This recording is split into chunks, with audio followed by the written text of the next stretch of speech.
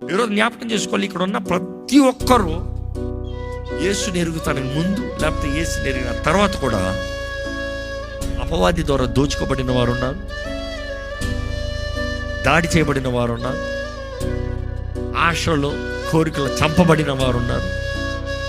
దేవుని వాగ్దానాలు చిత్తము పోయింది. ఒకప్పుడు ఎంతో ఆశ ఉండింది, ఇప్పుడు లేదు.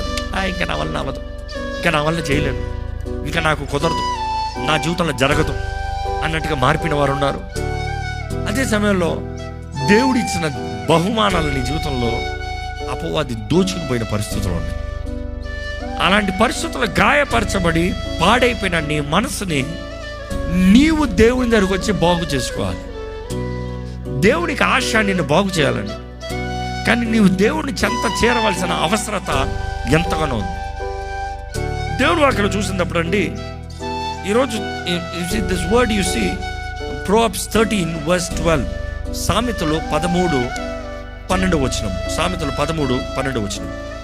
కోరిక సఫలము కాకుండుట చేత హృదయము నొచ్చును, సిద్ధించిన మనోవాంఛ జీవవృక్షం.